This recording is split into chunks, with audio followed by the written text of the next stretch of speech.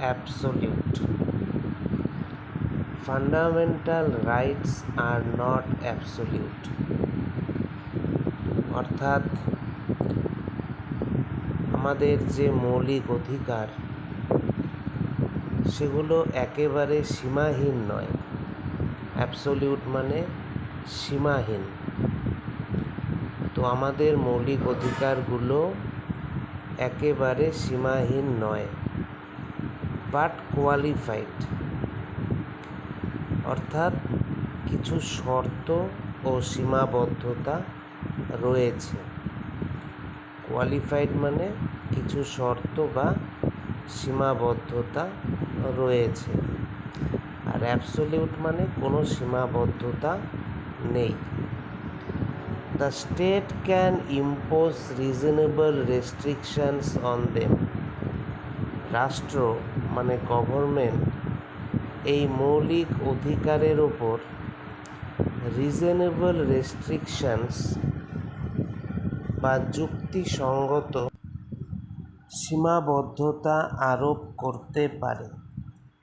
উদাহরণ কি? আপনার ফ্রিডম অফ স্পিচ আছে, এটা একটা ফান্ডামেন্টাল রাইটস, কিন্তু সেই স্বাধীনতা ব্যবহার করে আপনি কারো বিরুদ্ধে ঘৃণা ছড়াতে কিংবা উস্কে দিতে বা দেশের নিরাপত্তা বিপন্ন করতে পারবেন না। তাই সরকার প্রয়োজন হলে যুক্তিসঙ্গতভাবে সীমাবদ্ধতা দিতে পারে। However, the reasonability of such restrictions is decided by the courts. মানে সরকার যে সীমাবদ্ধতা আরোপ করবে তা সত্যি যুক্তিসঙ্গত কিনা, রিজনেবল কিনা, সেটা শেষ পর্যন্ত আদালত বা কোর্ট ঠিক করবে। এর জন্যই বলেছে however the reasonability of such restrictions is decided by the courts. অর্থাৎ সরকার আইন করতে পারে, কিন্তু সেই আইন বা সীমাবদ্ধতা সংবিধান সম্মত কিনা তা সুপ্রিম কোর্ট বা হাইকোর্ট বিচার করে। The reasonable restrictions strike a balance between the rights of an individual and those of society as a whole. এই যে যুক্তিসঙ্গত সীমাবদ্ধতা, এর উদ্দেশ্য কি?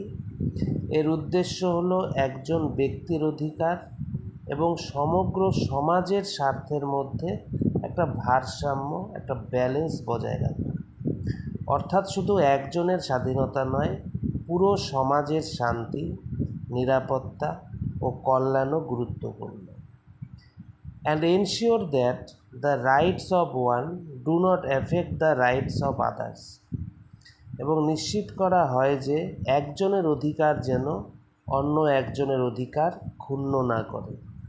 সহজ ভাষায়, আপনার লাউড স্পিকার বাজানোর স্বাধীনতা আছে, কিন্তু মাঝরাতে খুব জোরে শব্দ করলে অন্য মানুষের শান্তিতে ঘুমানোর অধিকার নষ্ট হবে। তাই সরকার যুক্তিসঙ্গত নিয়ম করতে পারে। তাই আমরা একটু মনে রাখবো এটাই, যে fundamental rights are not absolute, they are subject to reasonable restrictions imposed by the state, whose validity is decided by the courts to maintain a balance between individual rights and the interests of society.